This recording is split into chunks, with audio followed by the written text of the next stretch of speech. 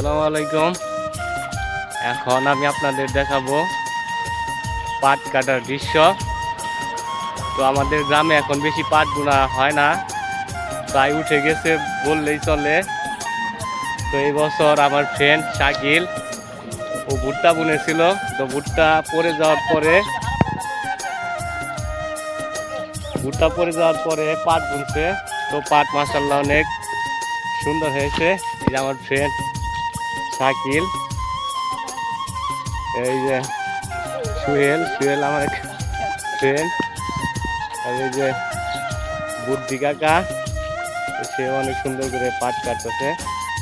তো পাট অনেক সুন্দর হয়েছিল, কিন্তু এই বৃষ্টিতে জ্বর হয়েছিল, জ্বরে পাট পড়ে গেছে, তাই কাটতে অনেক কষ্ট হচ্ছে।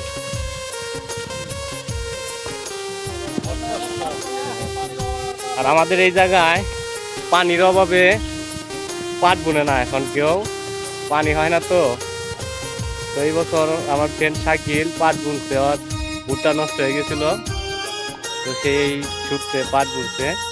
তো এই যে দেখেন বৃষ্টির পানি খেতে, কিন্তু এই জায়গায় থেকে বুঝাবে তাদের পাগার আছে, সড়কে উঠিয়ে পাগারে নিয়ে জাগ দিবে, অনেক কষ্ট।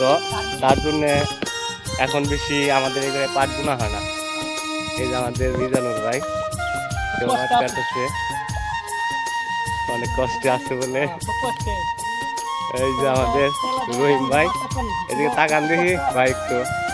এই যে আমাদের রহিম ভাই পাট কাটতেছে, পাট অনেক বড় হয়েছে।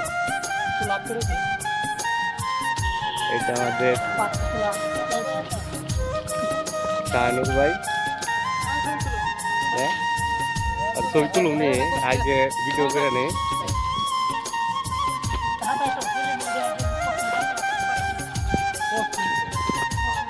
ওই যে শাকিল জীবনের প্রথম মনে হয় আজকে পাট কাটতেছে, জীবনের প্রথম।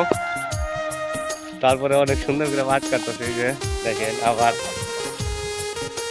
পাটের আটিও বানতেছে। ও দারুণ!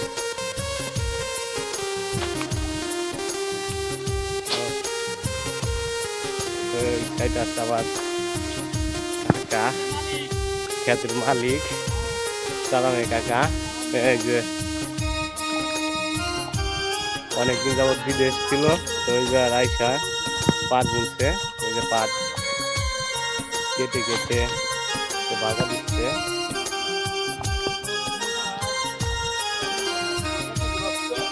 অনেক ক্ষতিগ্রস্ত হয়েছে।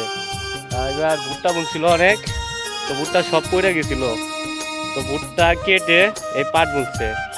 পাটও ভালোই হয়েছিল, কিন্তু এই একটু জড়িতে পড়ে গেছিল। এই যে এই সাইডে একটু খাড়া আছে, এই যে কাকায় কাটতেছে, অনেক ক্ষতিগ্রস্ত হয়েছে। এবার আশা জানি পাটের দামটা একটু বেশি হয়, ক্ষতিটা একটু পোষাইব।